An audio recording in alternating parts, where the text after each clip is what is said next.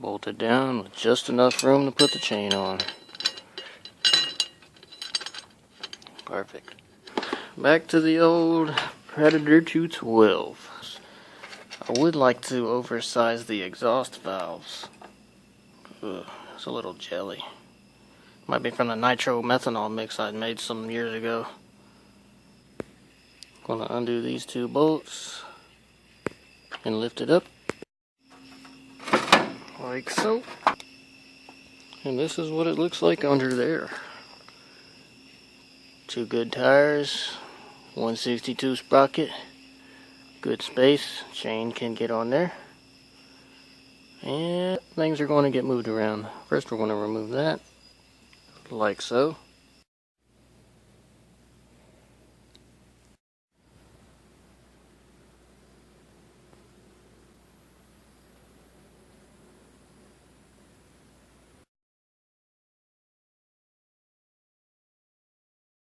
Well, I'm about to destroy this turbo, put it on the go-kart. You heard me right.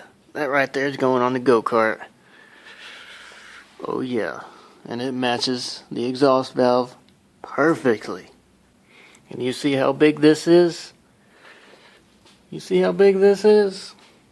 You see how big this is? That's a stock carburetor.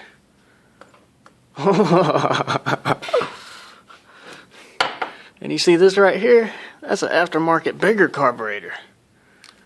Oh yeah, this turbo is going to flow. And for those that don't know, yeah, it's carbureted engine. So that you can't really blow through the carburetor. You have to draw it through. You have to put the carburetor here. Now I would like to see more turbocharged engines on YouTube. So I'm going to give you all some help on how to do it. So you can still use a carburetor. That's just to get it started. But once it started and running, then the engine will start relying on this, which is the inlet. It starts pulling in fuel and air, compressing it. Oh yeah, that's when the power gets made. So this is just to get it started. Wondering why I don't have this on there still. I mean, I can do it. I just have to put that over here, and that will feed into here and compress it even more. Compound turbos. I can always fix it up later. No worries. Let's do small engine first. I'm going to cut that. I'll do a wastegate later.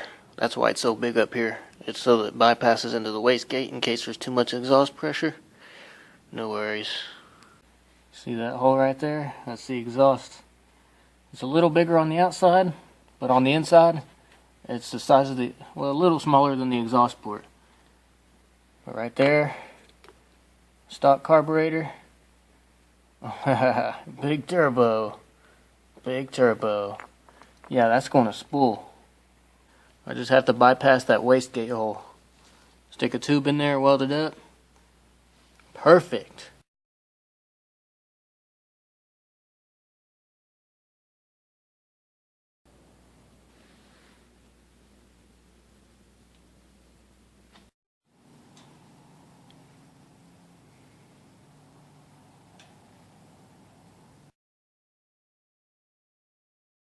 The welds won't be pretty, and they most likely never will, because this is an eBay AC welding machine. Only goes up to 100 amp, or actually about 90, 220 volts. This does not do very well. It sticks a lot. So, if anyone wants to send money for a good welder, hey, go for it. Now this next part's important. That was a 6-degree ignition advance. I grounded a little more. It's probably about 8 or 9 now. So I'm flipping it the other way.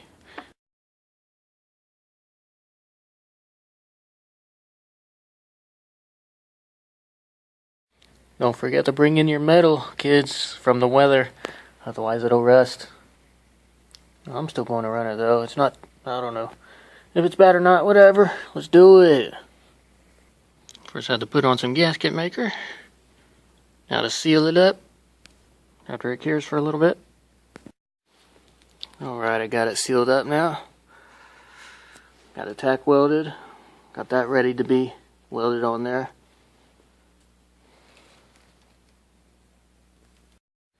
I'm pretty sure you're wondering, why is it taking so long? Well, I've got car stuff to do.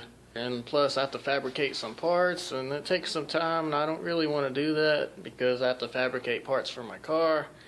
They don't make turbo kits for this thing, so this is, yeah, it takes some planning. So I need like a $15 carburetor. I've got to make a carburetor mount. I've got to do a few other things, and so I'm just going to release this video until the next one. The next one involving the Turbo 212. So, see you in the next video involving the 212. So what do you guys think? You think it'll spool? Place your bets now.